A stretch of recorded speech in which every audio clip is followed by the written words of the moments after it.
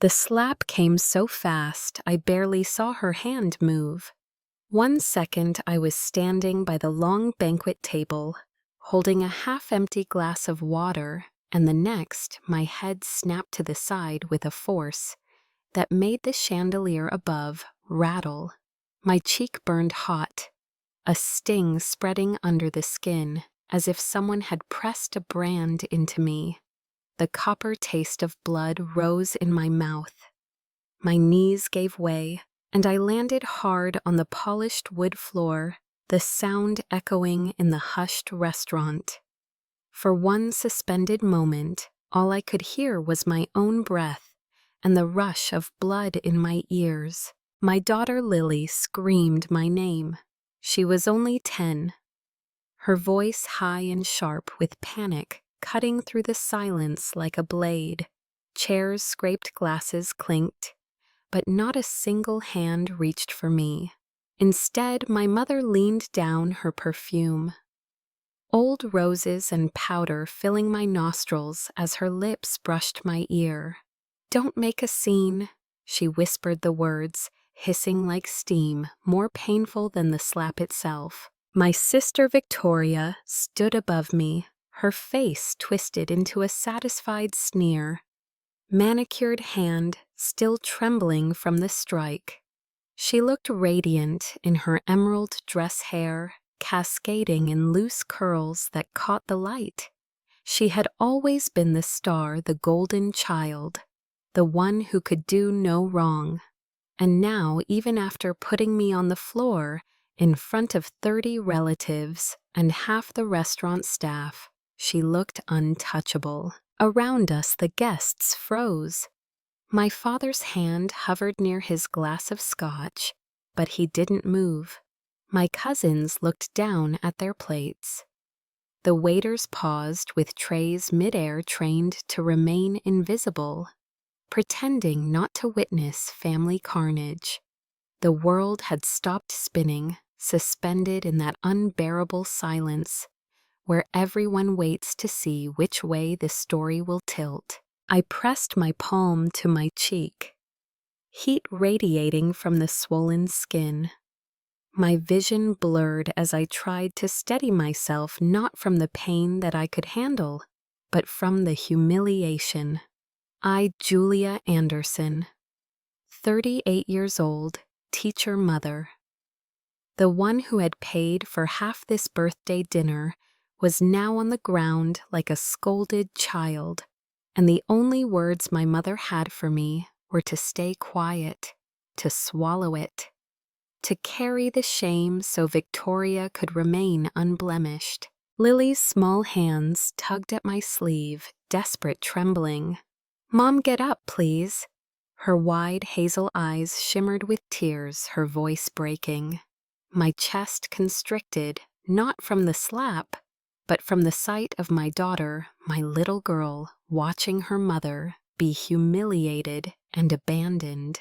Victoria tossed her hair back and laughed, a cruel, sharp sound that made my stomach churn. "See? She always plays the victim," she announced to the room, her words slicing the silence into ribbons. Some cousins chuckled nervously, others shifted in their seats, embarrassed, complicit. And then the final insult, my mother reached out, not to help me, but to smooth Victoria's hair back, like she was the wounded one. My father finally moved, standing and placing an arm around Victoria's shoulders. "That's enough, both of you," he said, his voice gravelly but weak, his eyes avoiding mine. "Both of us," as if I had done the striking, as if I hadn't just been put on the floor by his darling youngest daughter. I pushed myself up, every muscle trembling with the effort of keeping my composure. My hand found the edge of the tablecloth, and I pulled myself back to my feet. The crystal glasses rattled. My cheek throbbed, my dignity hanging by a thread.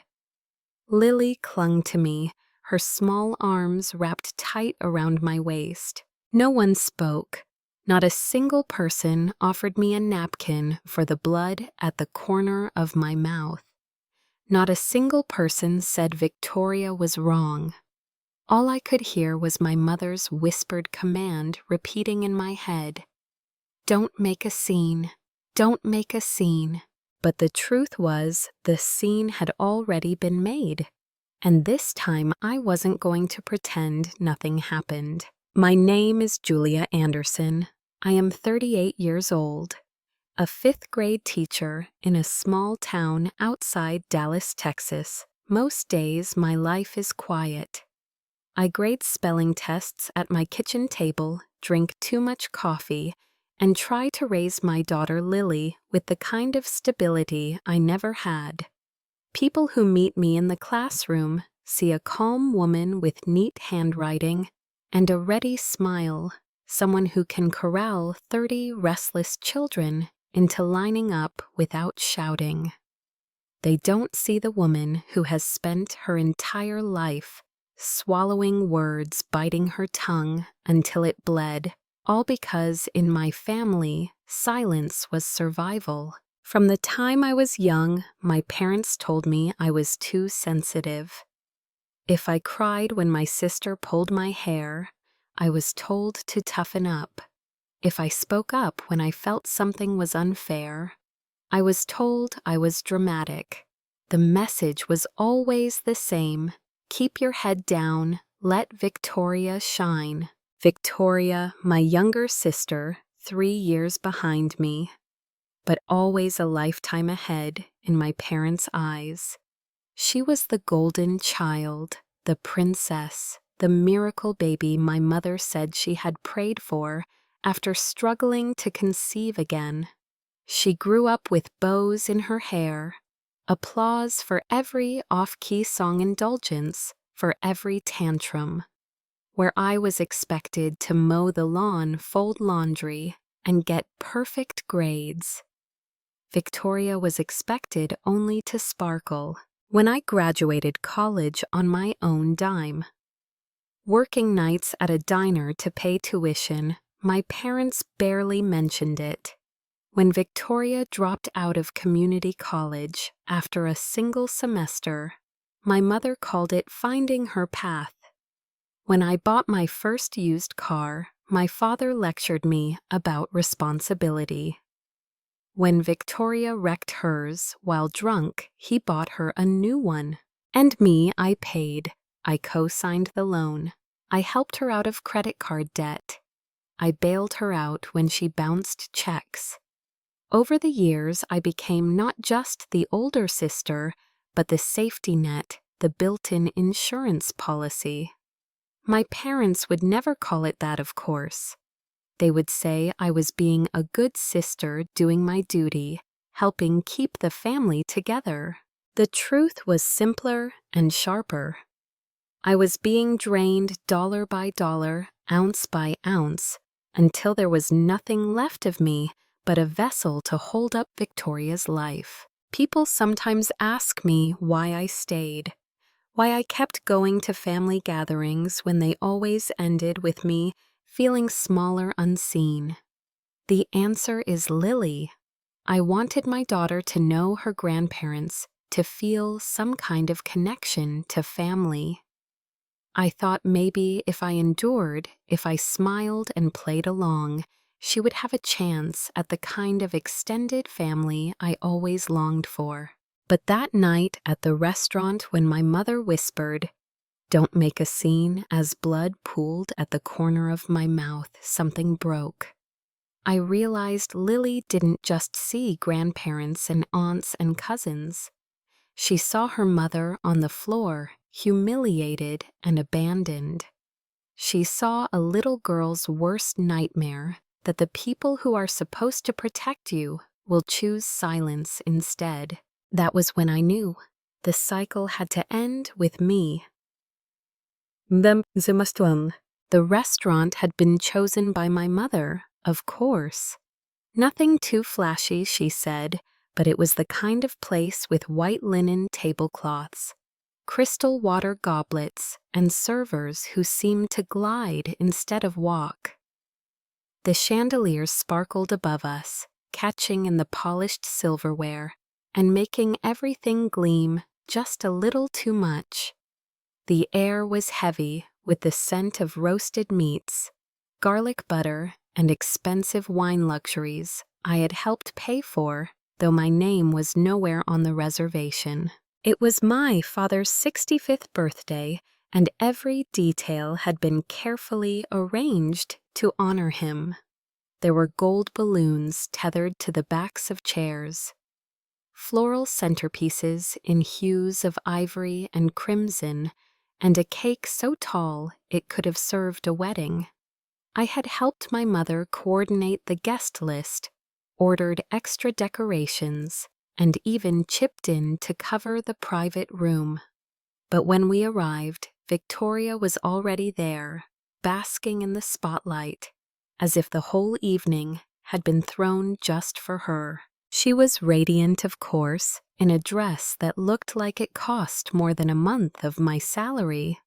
Her nails were lacquered, her heels high enough to make her taller than half the men in the room. The cousins circled her like moths around a flame, laughing at her jokes, complimenting her hair, snapping pictures for social media. I entered quietly with Lily carrying a modest bouquet for my father and a wrapped book I thought he would enjoy. I chose a seat near the far end of the table, close to the restrooms, while Victoria was ushered to the center right beside my parents. My father beamed at her as if she were royalty arriving at court. The chatter grew loud, wine glasses, clinking laughter, bouncing off the marble walls. But beneath it all, there was a current, a familiar tension that tugged at me like an undertow. I could feel the stares subtle but sharp, as if my presence was tolerated but not celebrated. Lily sat beside me, her small hands folded neatly in her lap, eyes wide as she took in the grandeur. "It's fancy," she whispered. I smiled at her, squeezing her hand. I wanted her to enjoy the night, to believe for just a moment that family gatherings could be something other than painful. But then came the little jabs, quiet enough to pass for jokes, loud enough to sting. My mother glanced at my blouse and remarked it looked practical. An aunt leaned in and asked if I was still just teaching her tone, dripping with condescension. Meanwhile, Victoria announced she was between opportunities, but considering something big, and the table buzzed with admiration, as if she'd just signed a $1 million contract. I watched her sip champagne, watched my parents nod along to every half-baked idea. She floated, watched the way the spotlight seemed to follow her, even in this dimly lit room, and I sat in my corner, invisible until I wasn't. Until the moment she turned her fire toward me, and the whole night cracked open. But before that slap, before my mother's whispered betrayal, there was this scene, the golden child in emerald silk, glowing under chandeliers, adored and untouchable. And me, the quiet one, the backbone, the silent benefactor, placed near the bathroom doors, expected to watch, to smile, and to never ever make a scene. The dinner carried on with forced cheer, but I felt the current building beneath the laughter. Plates of prime rib and sea bass were served. Wine flowed freely, and toasts were made in my father's honor. He raised his glass with a proud smile, thanking everyone for coming. His voice thick with sentiment. "Family," he said, "is everything." The words landed heavy in my chest. Family, the very word that had shackled me, for decades binding me to silence, to sacrifice, to a love that felt more like debt. Victoria leaned into my mother's shoulder, giggling at something whispered. Her bracelets jingled as she reached for another pour of wine. Then, as though on cue, she turned her gaze toward me. "Speaking of family," she said, her tone bright but sharp. "Julia, when are you going to stop making us all look bad and finally do something with your life?" The laughter around the table stuttered into silence. My fork hovered mid-air. For a moment I thought I had misheard. But no, she was smiling at me, daring me to answer. "I am doing something," I said, quietly setting down my utensils. "I'm raising my daughter. I'm teaching. I'm providing." Victoria rolled her eyes. "Teaching, please. That's a hobby, not a career. You're nearly 40, Jules. Still living paycheck to paycheck. Still driving that rusty car." She let out a theatrical sigh. "You could have at least married better." Lily stiffened beside me. I felt her little hand squeeze mine under the table. A silent plea not to react. But something inside me shifted. I had taken years of jabs, swallowed countless humiliations. But when her insult brushed against Lily, the line was crossed. "I think what I do matters," I said louder this time. My voice trembled but held. "And maybe if you spent less time drinking and more time working, you wouldn't need me to bail you out every 6 months." The words dropped like stones into the silence. My father's jaw tightened. My mother's lips pursed. Victoria's smile froze, then hardened into something darker. "You ungrateful bitch," she hissed, rising to her feet. "Victoria," my mother warned softly, her hand on her arm. But she shrugged her off and came around the table, heels clicking against the hard wood. The room seemed to shrink as she loomed closer, the scent of her perfume, sharp and cloying. "You think you're better than me. You think anyone cares about your pathetic little job, your boring little life. You wouldn't survive a day without this family propping you up." Her voice grew louder, each word laced with venom. "That's not true," I said, forcing myself to stay seated to meet her eyes. My hands shook in my lap, but I kept my chin high. "I've been the one propping you up, Victoria. Every bill, every loan, every mess, you've left it on me." The gasp that rippled through the room was sharp, collective. For once, the truth hung in the air where everyone could see it. But Victoria couldn't allow that truth to stand. Her face twisted, and before I could react, her hand swung out. The crack of skin against skin was louder than the music, louder than the clinking glasses. My head snapped sideways, my vision blurring as pain bloomed across my cheek. Gasps echoed. A fork clattered to the floor. Lily screamed. I stumbled from my chair, one hand clutching the table, the other pressed to my burning face. My knees buckled, and I crashed to the floor. The marble was cold under my palms, rounding me, even as the world spun. And then came my mother, her perfume filling my nose, her lips brushing my ear. "Don't make a scene," she whispered, her voice cold, rehearsed as if she had said it 1,000 times before. My father moved quickly, not to me, but to Victoria. He wrapped an arm around her shoulders, pulling her back like she was the one who needed protection. My mother fussed over her hair, smoothing it back, as if she had been the victim. All around us, relatives looked anywhere but at me. Some took sips of wine. Others fiddled with their napkins. Their silence complicit, their loyalty clear. I lay there for a breath, my cheek throbbing, blood in my mouth. My daughter sobbing beside me. And I understood in that moment this family would never change. They would always protect her. They would always silence me. But not this time. The sting of her hand still pulsed across my cheek when the voices began. Not the voices of outrage on my behalf, not even concern, but the practiced chorus of excuses that had followed Victoria her entire life. She didn't mean it, my mother said quickly, still stroking Victoria's hair like she was a frightened child instead of a 35-year-old woman who had just struck her sister. She's just under a lot of stress lately. Stress, I spat the word, my voice cracking, as I struggled to push myself up from the floor. She hit me, in front of everyone. That isn't stress, it's violence.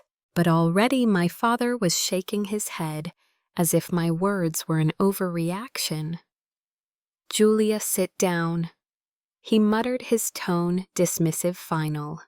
Let's not ruin your mother's evening. Ruin my mother's evening. The irony scraped like sandpaper against my skin. I was bleeding from the mouth, my daughter was crying, and their concern was for the party atmosphere. Victoria dabbed at imaginary tears, her hand still trembling with theatrical flair. She provoked me, she said, her voice pitched high, trembling. She always does this. She knows how to push me until I break. Why do you think I snapped? I didn't want to. She forced me.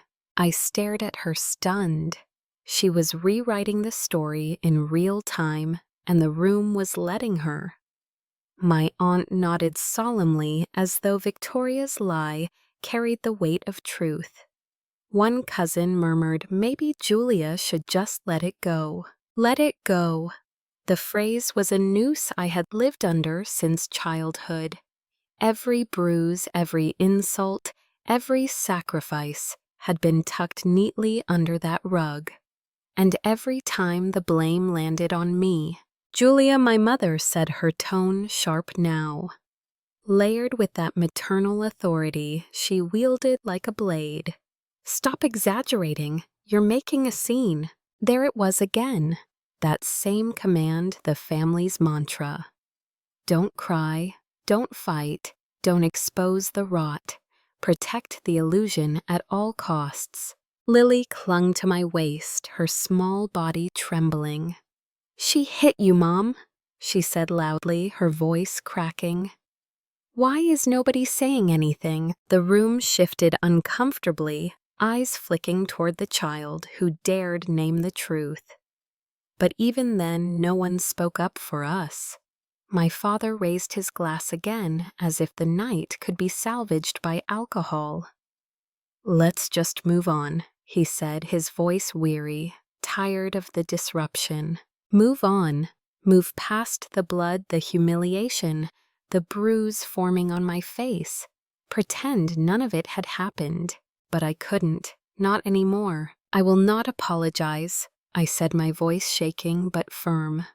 I will not sit here and let her strike me and pretend I deserved it. I won't swallow it this time. My mother's eyes narrowed. Then you're the one destroying this family, not Victoria. Her words landed like stones, each one a condemnation. I looked around the table, searching for one pair of eyes willing to meet mine. One ally among cousins, uncles, aunts. But all I saw were lowered gazes, pressed lips, the desperate silence of people who valued comfort over truth. It was clear I was not just the scapegoat. I was the villain in their story, the problem to be managed, the inconvenience to be silenced. And in that moment, standing there with my daughter's hand gripping mine, I made a silent vow. If they wanted to cast me as the villain, I would stop trying to play the peacemaker. I would stop carrying the weight of their silence. This time, I would not be the one swallowing the blame. The weight of the room pressed down on me, suffocating. Every pair of eyes refused to meet mine. Each silence another slap across my face. My cheek still burned, the sting deepening into a throbbing bruise. I could feel my pulse hammering beneath the skin, but worse than the pain was the message I wasn't worth defending. Lily tugged harder at my hand. Her eyes were wet, her small chest heaving with each shaky breath. "Mom, let's go." She whispered, her voice so fragile it nearly broke me. I stood my chair, scraping loudly against the polished floor. The sound was jarring too loud in the hush of the dining room. A few relatives flinched, annoyed, not at the violence that had happened, but at my audacity to stand tall. "I think it's best we leave," I said evenly, though my throat was raw. My voice carried across the table, steadier than I felt. "You're being dramatic," my mother snapped. Her hand tightened protectively around Victoria's arm, as though shielding her from me. "We've moved on. Don't drag this out." Moved on, as if my humiliation was just a spilled drink to be mopped up and forgotten. I'm not dragging anything I said, forcing steel into my voice. I'm protecting my daughter from watching her mother be treated like garbage. A hush rippled again, sharper this time. My father scowled into his drink, unwilling to look at me. Victoria smirked, leaning back in her chair, victorious in her throne. "There she goes again," she mocked, her voice sing-song pitched, just loud enough for the room to hear. Always playing the martyr. I ignored her. I bent down, picked up Lily's small jacket from the back of her chair, and helped her slip it on. My hands shook not from fear, but from adrenaline. I could feel the strength rising in me, quiet but undeniable. "Julia," my father said at last, his tone tired-clipped. "Don't ruin the night. Stay. Sit down." I turned to him, meeting his eyes for the first time.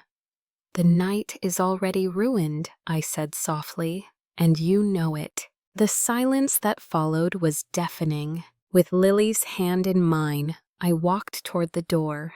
My heels clicked against the hardwood floor, each step an act of defiance. Behind me, I heard the shuffle of chairs, hushed murmurs, the clinking of silverware as the family desperately tried to stitch the illusion of normalcy back together. But there was no going back. As we reached the door, Victoria's voice rang out, sharp and mocking, "Drama queen." I stopped for half a breath, the word hanging in the air like smoke. For years that phrase had been used to cut me down, to silence me, to convince me that my pain was nothing more than theatrics. But this time, I didn't flinch. I didn't defend myself. I simply turned my head, looked at her with all the calm I could muster, and said, "Enjoy the show." Then I pushed open the heavy door and stepped out into the cool night air. The contrast was immediate. Inside suffocation, outside freedom. The autumn breeze stung my swollen cheek, but it felt like a baptism, a cleansing. Lily pressed close against me, her small body shaking, but when I wrapped my arms around her, I could feel her steadying. For the first time in years, I wasn't just enduring, I was leaving. And leaving, I realized, was the first act of rebellion. The night air cooled my skin as I held Lily close, but the fire in my chest burned hotter with every step away from that restaurant. Each breath carried with it fragments of memory, shards of the past that cut just as deeply as Victoria's slap.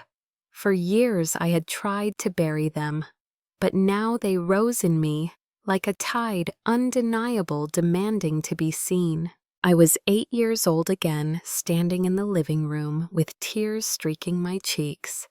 Victoria, just 5 then, had pulled my hair so hard a clump came out in her hand. I had screamed, clutching my scalp, waiting for justice. My mother had rushed in, seen the mess of my hair, the fist of strands in Victoria's palm. And yet, Instead of scolding her, she had fixed her gaze on me. "Don't make a scene, Julia," she'd said sharply. "She's just a child. You should know better."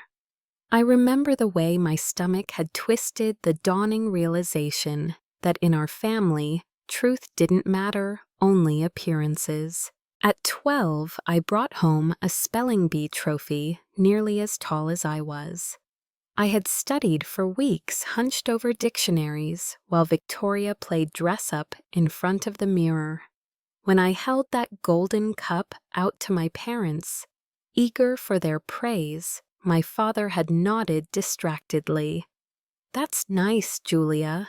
But when Victoria sang 3 lines off-key in a school talent show a week later, they showered her with roses, took her out for ice cream, bragged to relatives for months. I still have that spelling bee trophy in a box somewhere, tarnished and forgotten. At 16, when Victoria crashed the car, my parents had bought her drunk, no less. I was the one who had to pick up the pieces. My father raged about responsibility, but not at her, at me. "You should have been watching her," he'd barked as if it were my fault she had chosen recklessness. A week later, she was given another car. I was lectured about my attitude. At 22, when I worked double shifts at a diner to cover my tuition, Victoria enrolled in community college and quit after 1 semester. My parents told anyone who asked that she was finding herself. When I graduated with honors, they didn't even attend the ceremony, too busy planning Victoria's birthday party. And then came the money, the endless draining money. Victoria opened credit cards she couldn't pay, and my parents pressured me to help. "Just a small loan, Julia," my mother would say, her voice sugar sweet. "You know she isn't good with responsibility."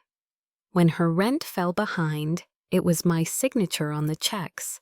When her phone got cut off, it was my account that covered the bill. I told myself it was temporary, that she would grow up, that one day the scales would balance. But they never did.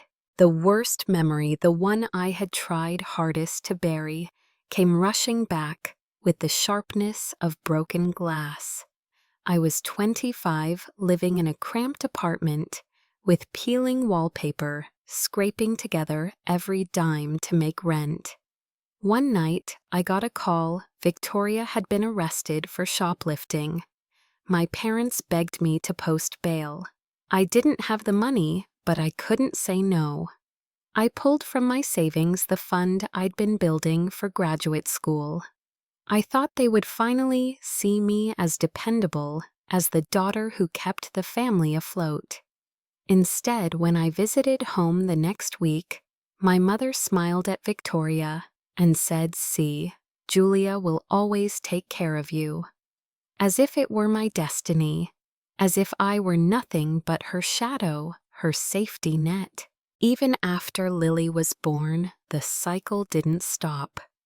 When I needed help with childcare while finishing lesson plans, my parents were too busy driving Victoria to yet another job interview she would inevitably skip.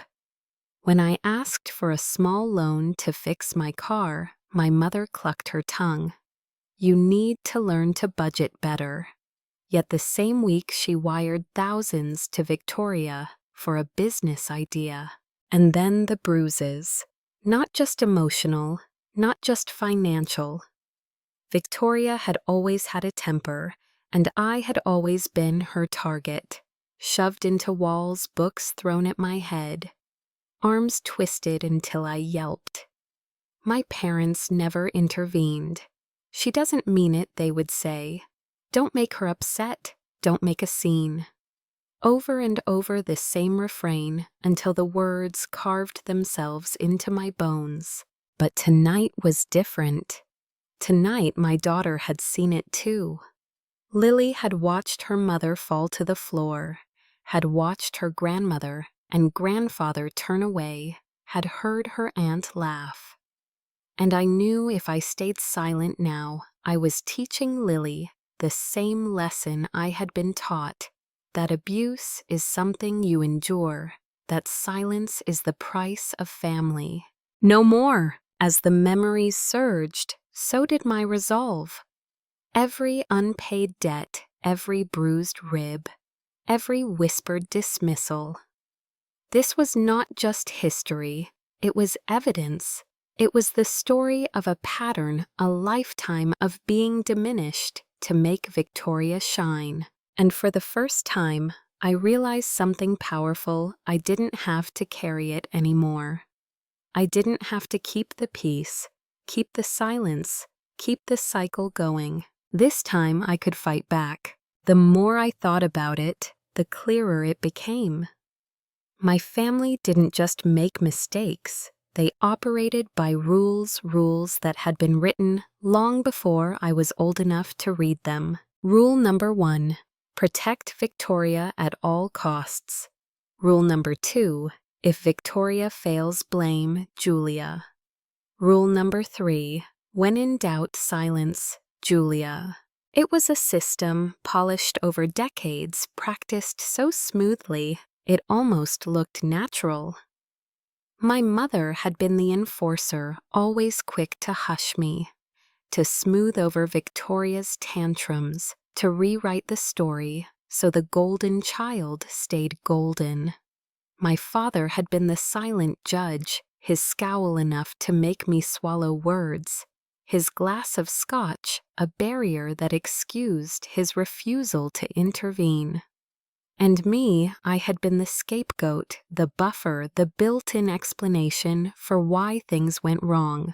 Looking back, I saw it everywhere. When Victoria was late. On rent, my mother called me irresponsible for not helping sooner. When Victoria stole from my purse as a teenager, my father said I shouldn't leave temptation lying around. When Victoria screamed obscenities at me during a family barbecue, the relatives tisked and told me I should learn to let things go. The pattern was so tight, so complete, that even when I tried to break free, it pulled me back. When I bought my first apartment, Victoria borrowed the keys so often she practically lived there, leaving dirty dishes and unpaid bills in her wake. When I built up a small savings account, my parents convinced me to co-sign a loan for her new start. Every time I tried to carve out independence, they folded me back into the system, reminding me that my role wasn't to build my own life, it was to cushion hers. And what made it unbearable wasn't just their favoritism, it was the denial, the constant suffocating gaslighting. If I pointed out the imbalance, they accused me of jealousy. If I refused to help, I was called cold-hearted. If I dared protest, I was scolded for making a scene. The more I traced it back, the more I realized the slap in that restaurant wasn't an accident.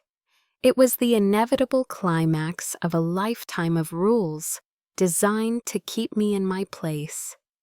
Victoria struck me because she knew she could, because she knew the system would bend to protect her as it always had, because she knew my mother would whisper the same 3 words in my ear, the family's sacred script. Don't make a scene. But here was the truth. I was done playing my part. If the family had rules, I would rewrite them. If they had scripts, I would break them. If they had built a system that demanded my silence, then my very voice would be the weapon to tear it down. The realization was sharp, steadying. For years, I had believed their narrative, the one that painted me as fragile, dramatic, ungrateful. But now, staring at my reflection in the dark window of my car as Lily buckled her seatbelt, I saw it clearly. I wasn't weak. I wasn't dramatic. I wasn't ungrateful. I was awake. And once you wake up to the pattern, you can't go back to sleep. The morning after the slap, I woke with my cheek swollen and bruised, a dull ache radiating down my jaw. Every time I looked in the mirror, I didn't just see the mark of Victoria's hand. I saw decades of silence branded into my skin. But this time, the mark didn't shame me. It fueled me. Lily sat at the kitchen table, tracing shapes into her cereal with her spoon. Her eyes still shadowed from the night before. "Mom," she whispered, "are you okay?" I cupped her face gently. "I am now," I told her, and I meant it, because for the first time in my life, I was going to stop surviving and start fighting back. I began with the financial leash Victoria and my parents had always tugged. I pulled open my desk drawer, rifling through the stack of bills and statements I had collected over the years, subscriptions, phone plans, car loans, even the mortgage for the apartment Victoria lived in, but never paid a cent toward. Each document was a receipt of my exploitation, proof of how I had been siphoned dry to keep her afloat. One by one, I made the calls. I canceled the credit card Victoria had begged me to co-sign, cutting off her late-night shopping sprees. I shut down the phone plan that had her number attached, leaving her without a line paid for by me. I called the bank and pulled my name from the mortgage agreement, citing her repeated delinquencies. "Ma'am," the clerk said over the phone, "without your name, the property will likely be foreclosed." "That's fine," I replied. And it was. Let her finally face a consequence. The more I cut, the lighter I felt. With every cancellation, every severed tie, I felt chains loosening around my chest. This wasn't just about money, it was about power. For years they had used my sense of responsibility as a leash, but now I was cutting the rope strand by strand. Then came the evidence. I knew words alone wouldn't save me. My family were masters of denial, of rewriting reality. But paper and pictures, they couldn't lie. I photographed the bruise on my face from every angle. I saved every text from Victoria, begging for money. Every email from my mother, guilt-tripping me. Every voicemail where my father sighed about keeping the peace. I dug through old folders and pulled receipts of payments I had made on Victoria's behalf, statements showing months of her rent, covered by me. I created a binder thick and heavy, the kind of weight you could slam onto a table in front of a judge. Each page was a chapter in the story they had forced me to live, only this time I was the one holding the pen. But even with evidence, I knew I couldn't do this alone. That was when I called Denise Carter. Denise was a friend of a friend, a woman in her 50s with steel gray hair cut in a no-nonsense bob and a reputation for dismantling bullies in the courtroom. The first time I met her, she scanned the bruise on my cheek, then the pile of papers spread across her desk. Her eyes narrowed, sharp and calculating. "They've been feeding on you for years," she said matter-of-factly, flipping through statements. "This isn't just family drama. This is financial exploitation, emotional abuse, and physical assault." I swallowed hard. "So what do I do?" Denise leaned back in her chair, a small, knowing smile curving her lips.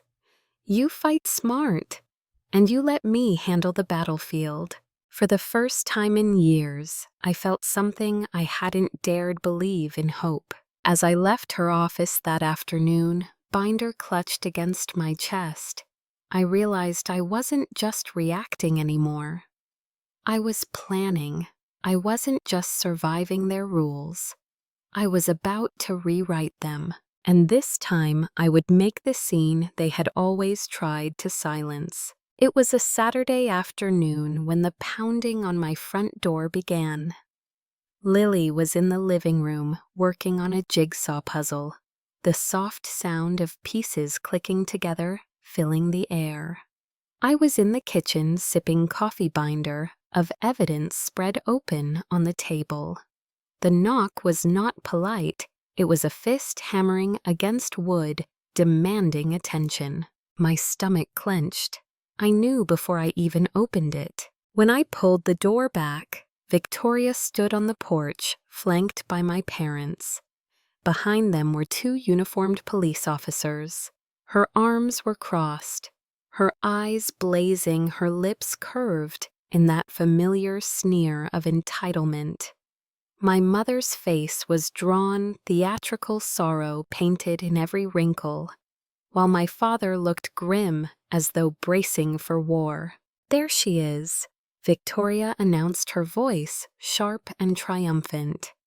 "That's the one who abandoned her family and stole from us." My jaw tightened. I glanced at the officers, their hands resting lightly on their belts. "Stole," I repeated, my voice calm but edged. "She cut us off." My mother interjected, her voice cracking in a performance I knew too well. "She canceled everything, our subscriptions, the mortgage, the phone. She's left us with nothing, officers, nothing. We had to come here because she won't listen." The taller of the two officers cleared his throat. "Ma'am," he said to me, "they've made some serious allegations. They say you may have committed fraud, abandoned financial obligations. We need to get your side of the story." I breathed in slowly, steadying myself. This was the moment, the very moment they had always counted on me to fold, to panic, to beg. But not this time. "Please," I said, gesturing toward the kitchen table. "Come inside. I'll show you everything." The officers exchanged a glance, then stepped in. My parents and Victoria followed, filling my small living room with their presence. Lily peeked around the corner, fear flickering in her eyes. I gave her a reassuring nod. "It's okay, sweetheart. Go to your room for now." Once she was gone, I pulled the heavy binder onto the table and flipped it open with deliberate care. The sound of the rings clicking open was sharp, decisive. "This," I said, laying out documents, "is every bill I have paid on their behalf for the last 15 years. Here are the checks I wrote for Victoria's rent. Here are the statements for the credit cards I co-signed and cleared. Here are the phone bills, the streaming services, even the car insurance tied to my accounts. Every line, every payment is documented." The officers leaned over the table, scanning the pages. Their brows furrowed as they flipped through statement after statement, evidence stacking higher and heavier with every turn. "And this," I continued, sliding out photographs of my bruised cheek, "is what happened at my father's birthday dinner last week. Here are the text messages Victoria sent demanding money. Here are the voicemails from my parents insisting I keep paying her way. And here I tapped the audio recorder on my phone, playing the saved file. My mother's voice filled the kitchen, crystal clear. "Don't make a scene. Stop exaggerating. You're destroying this family, not Victoria." The words hung in the air, like smoke undeniable. The shorter officer straightened his expression, hardening. "From what I see, ma'am, this looks like a civil matter. Financial disputes, not criminal theft. And that bruise," he nodded at the photograph, "that's a separate issue. Have you considered pressing charges for assault?" My parents froze. Victoria's face drained of color before flushing crimson. "She's lying," she screamed, slamming her hand down on the table. The binder rattled but didn't move. The evidence was too solid, too heavy. She's been manipulating all of you for years. Victoria's voice cracked as she turned to the officers. Don't you see? She's making me look crazy. The taller officer shook his head. Ma'am, your sister has documentation. This isn't something we can ignore. Victoria's rage boiled over. She shoved the binder off the table papers scattering across the kitchen floor. This is bullshit, she shrieked, her hands trembling. Then, as if to prove my case for me, she lunged toward me. Her fingers curled like claws. The officers moved fast. One grabbed her arms, twisting them behind her back, as she screamed obscenities. The other retrieved the papers from the floor, shaking his head. Enough, the taller officer said firmly. You're under arrest for disorderly conduct and attempted assault. The sound of handcuffs clicking around Victoria's wrists was a symphony I had waited decades to hear. She thrashed, cursed, her emerald dress wrinkling as they pulled her upright. My mother wailed, rushing forward, but the officer held up a hand to block her. Ma'am, you need to step back, he said. You can't take her, my mother cried. She's fragile, she needs help. She needs accountability. I cut in, my voice cold steady. My father's eyes finally met mine, full of something I had never seen before. Not anger, not disappointment, but fear. He opened his mouth as if to speak, but no words came. As the officers led Victoria out the door, her shrieks echoing down the block, the silence that followed was heavier than any I had known. My mother stood trembling, her hands clutching her pearls, tears streaking her cheeks. My father lowered himself into a chair, suddenly looking older, smaller, stripped of authority.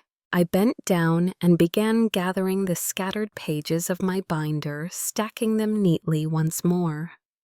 This isn't over, I said quietly, not to them, but to myself, because I knew the next step wasn't just about Victoria's arrest.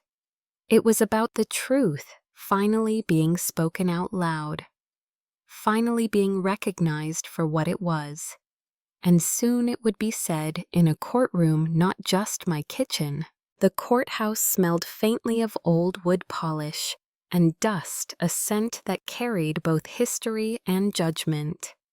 As I sat on the wooden bench outside the courtroom, binder clutched in my lap, I felt the weight of decades pressing on me. And for the first time, it wasn't crushing. It was fuel. Beside me, Denise Carter leaned back in her chair, legs crossed, glasses perched on her nose.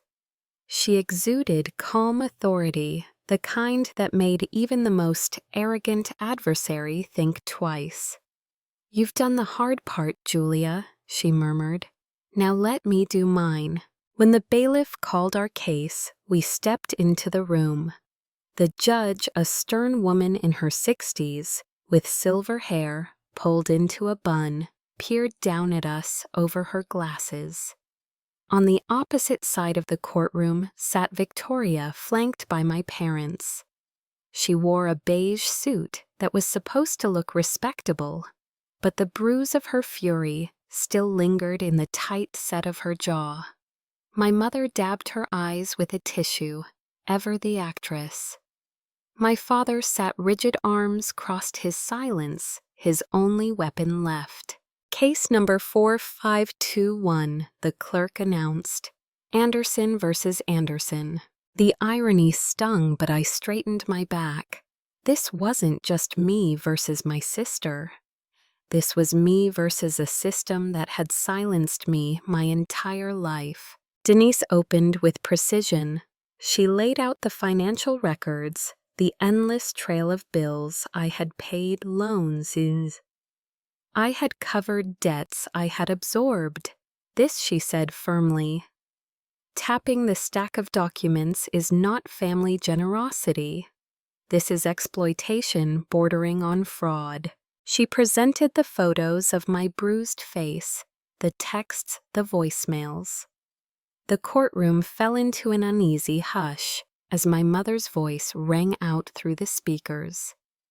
"Don't make a scene. Stop exaggerating. You're destroying this family, not Victoria." The words once used to crush me now became evidence that cut sharper than any blade. Victoria's lawyer attempted to object, claiming the slap was a minor family dispute. But the judge's eyes narrowed. "A dispute?" She repeated, her voice icy. "Ms. Anderson striking your sister in a public restaurant in front of witnesses is not a dispute. It is assault." Victoria's face flushed crimson. She opened her mouth to protest, but the judge raised a hand. "Silence. You will not interrupt me again." My mother broke then, her voice trembling as she tried to spin the old story. "Your Honor, Victoria has always been fragile. Julia provokes her. She knows how to set her off. We've tried to manage it as a family." The judge slammed her gavel once. The crack echoed through the courtroom. "Mrs. Anderson fragility is not a license for violence, nor is family an excuse for exploitation. The evidence speaks clearly. For the first time in my life, someone in authority said the words I had been desperate to hear. The evidence speaks. The ruling was swift, deliberate, and devastating for them. Victoria was sentenced to mandatory anger management classes and ordered to pay restitution for the financial damages I had covered over the years. The judge also issued a restraining order. She was barred from contacting me or Lily for the next 3 years.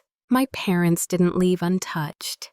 The court found that they had knowingly misused my signature on loan documents tied to Victoria's debts.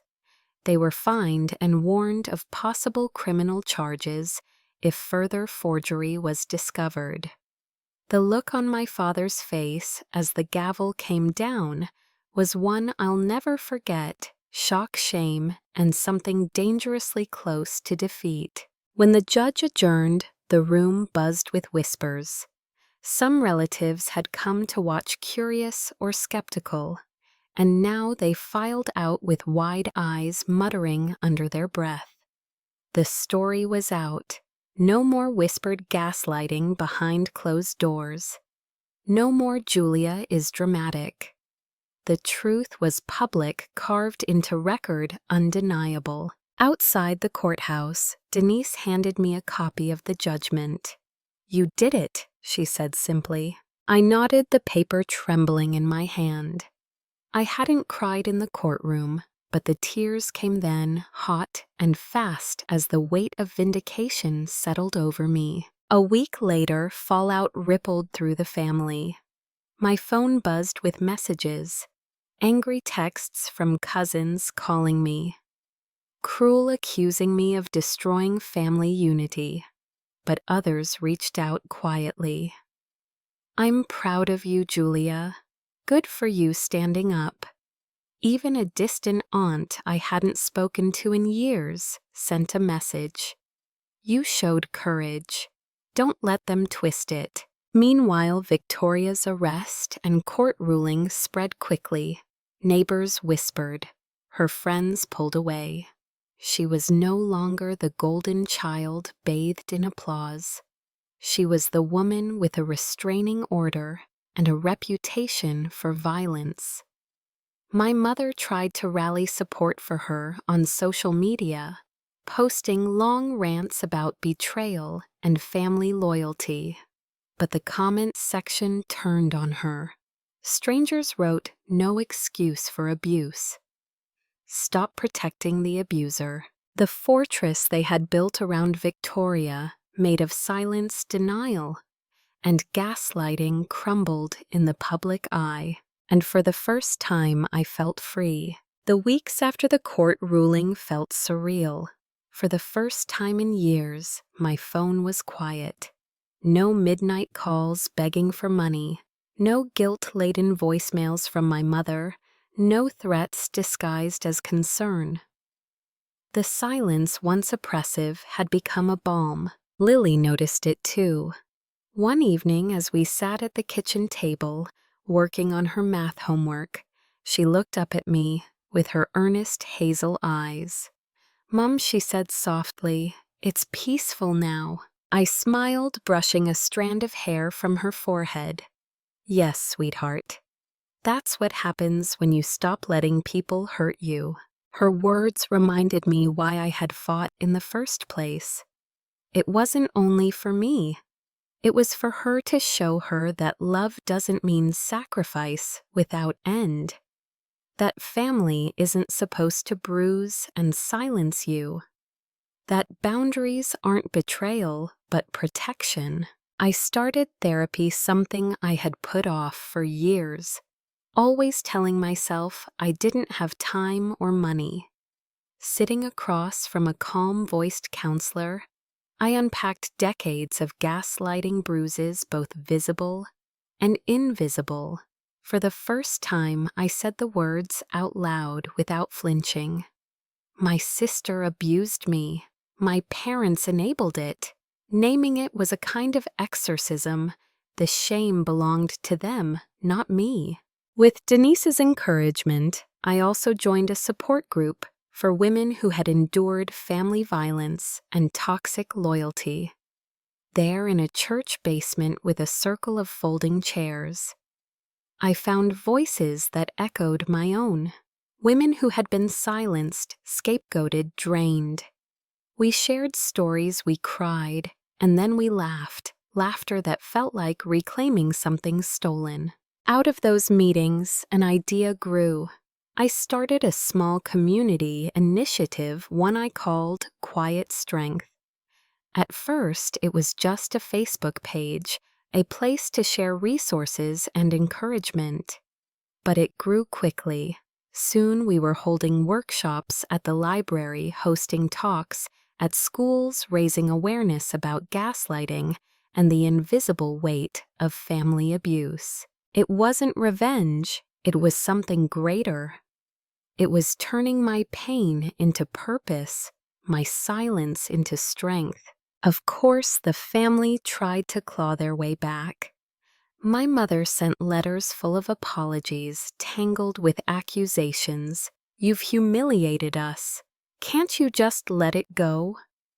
My father called once, his voice gruff and halting, leaving a message that ended with a sentence that caught me off guard. Maybe we were wrong. I saved the voicemail but didn't respond. Healing didn't mean reopening old wounds. It meant protecting the scar tissue that had finally formed. Victoria tried to smear me online, calling me vindictive, unstable. But the more she shouted, the more she revealed. Screenshots of her posts landed in my inbox from acquaintances, colleagues, even strangers who wrote, "She's showing her true colors. Stay strong." And so I did. One crisp autumn morning, I stood with Lily on the porch of our little house, sipping hot chocolate while she chattered about school. The air smelled of fallen leaves and wood smoke. For once, there was no dread in my chest, no fear of what the next phone call might demand, just the quiet hum of a life we had built ourselves. "Mom," Lily said suddenly, her voice full of certainty, "you're really brave." Tears prickled my eyes, but I didn't let them fall. I pulled her close, kissing the crown of her head. "I just wanted to show you," I whispered, "that you never have to stay quiet when someone hurts you. Not even family." As I held her, I thought back to that night at the restaurant. The sting of the slap, the whisper in my ear, the silence of the room. For years, those 3 words had haunted me. Don't make a scene. But I had made a scene in court, a scene in my own home. A scene that tore the curtain off decades of lies and left the truth standing in the open. Family is not who silences you. Family is who stands with you when you speak. That was the message I carried now, the one I shared in every support meeting, in every conversation with women who thought they had no voice left. And it was the message I hoped my daughter would carry forward. Love without respect is not love at all. The bruise on my face eventually faded, but the change it sparked did not. The cycle had ended with me, and in that ending, I had found the beginning of something stronger.